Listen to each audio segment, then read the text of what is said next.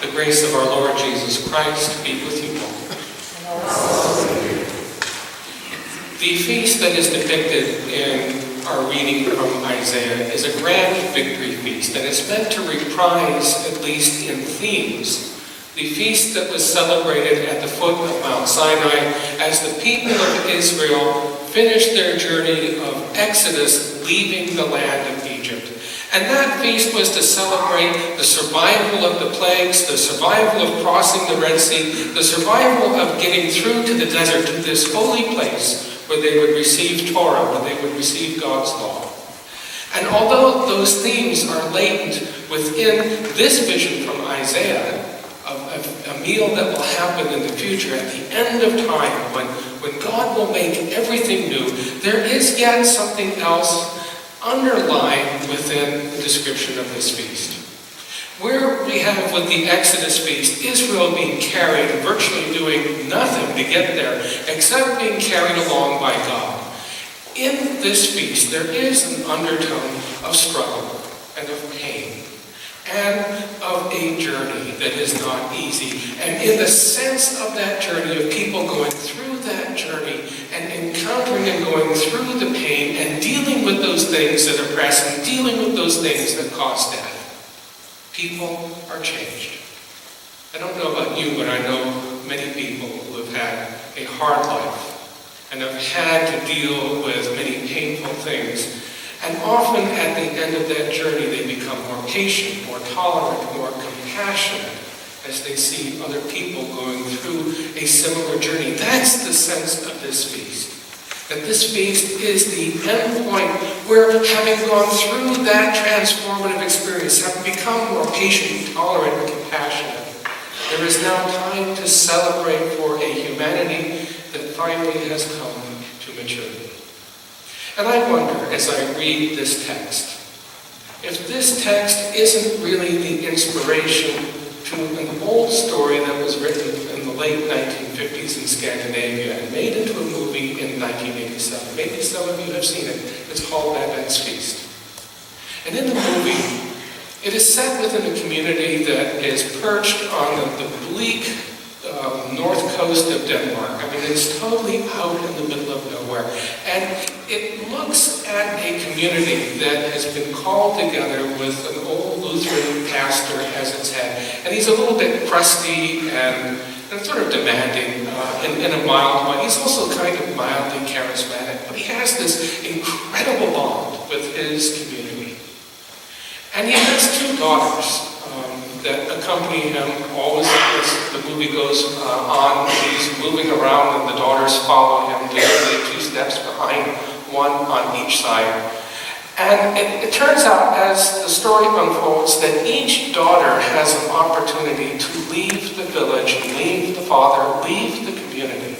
The one has an incredible voice, and she is discovered by a visiting burned-out opera star from the great stages of Europe. And he's come to the village to sort of rest and recuperate and be away from all the noise and attention, get his soul back together. And he hears this woman singing in church, and he's drawn to her like a moth to flame. And they develop a relationship, and he begins to coach her and teach her opera and broaden her voice, falls in love with her, and proposes to her and asks her to marry him and come back with him to the great stages of Europe and sing opera together.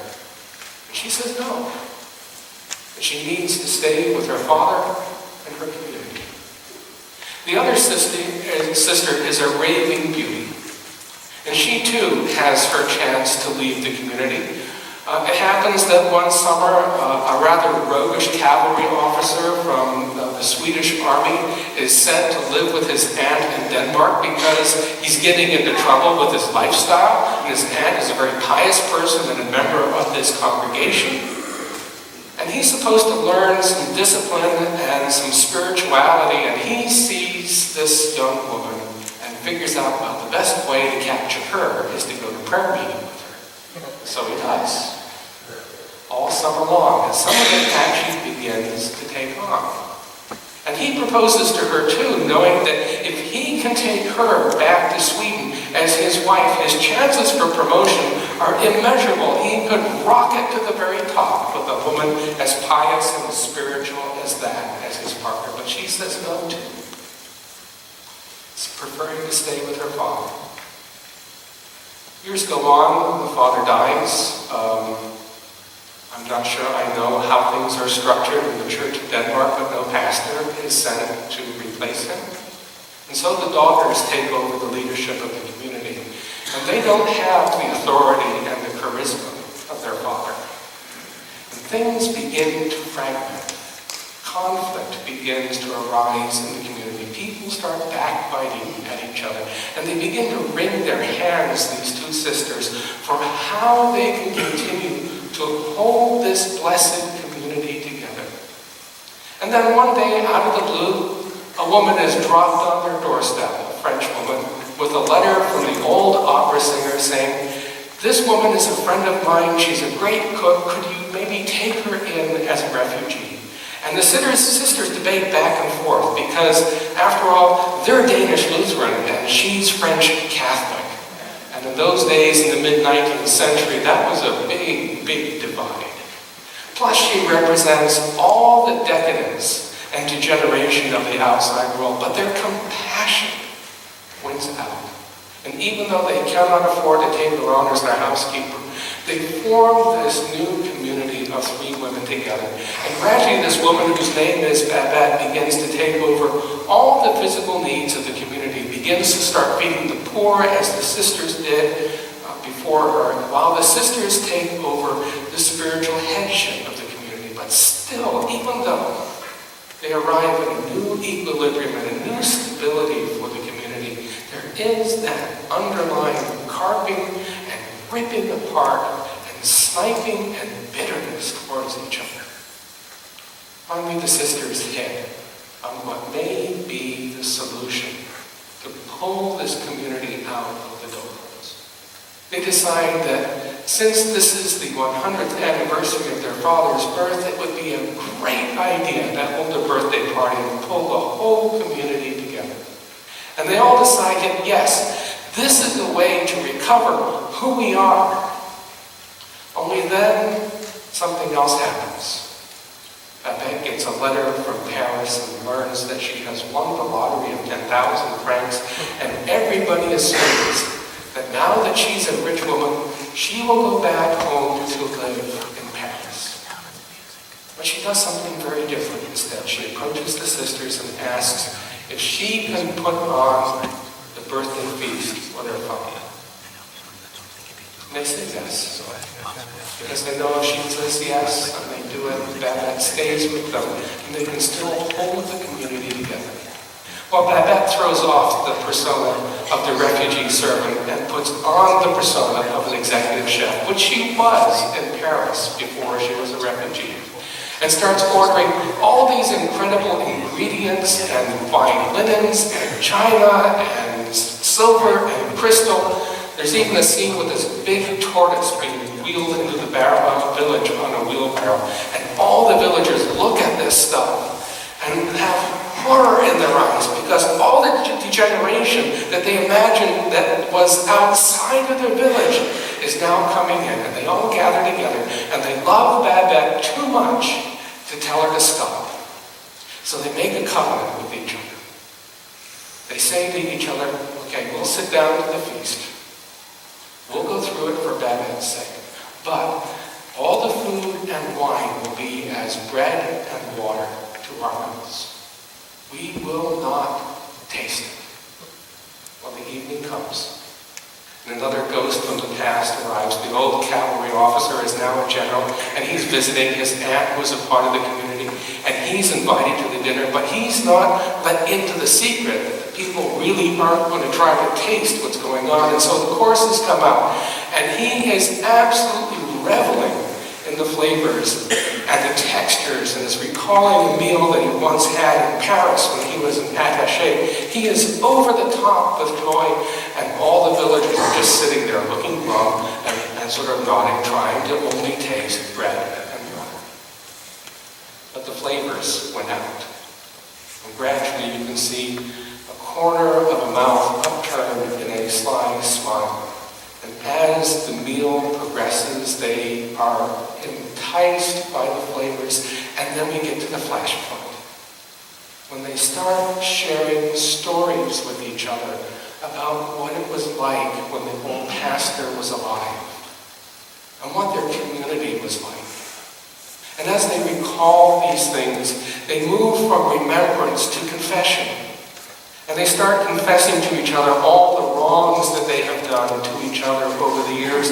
And from confession, they move to forgiveness. And forgiveness to embrace. And by the time they get to the end of the meal, they are no longer hunched in isolation over their place settings, but sitting back, relaxed, taking it all in, not just the food, but also the company. And when the meal is over, they go outside, hold hands in the darkness in a circle, and start singing the old songs. And as they sing, they glow. Because not only have they remembered what it was to be the blessed community, they have recaptured it and have become it again. Now, the way we celebrate All Saints' Day is often sort of an extended funeral. And some of that is right and proper. As we come to a day like Totenfest, we do remember those people who have gone before us. We remember the impact that they have had on their lives and the faith that they have lived before us as an example. But that is not really all that Totenfest or All Saints' Day is really all about. It is also for us to enter into that remembrance as well. And not only in remembering our connection to them, we extend and remember our connection to all those who are living now, all those who have passed, and yes, even all those who will come after us. And so we begin to understand ourselves connected to the whole church across space and time. And this is a day that we are supposed to remember what we are and who we are as a church, being the blessed community. And I think about our own congregation. And yes, there are stories of the glory days. And over my past couple of years here, I have heard many of them. There are stories of the wilderness years, and some of those stories are horrific. Maybe now we have achieved kind of a new stability, and that's all well and good. But I yearn. I yearn for that moment when we hold hands together and we truly remember who we are as the blessed community. And we stand in connection with each other, holding each other's hands, in connection with all who have gone before us, and in communion with all who will come after us, and we sing the songs, and we glow, and we are the blessed community.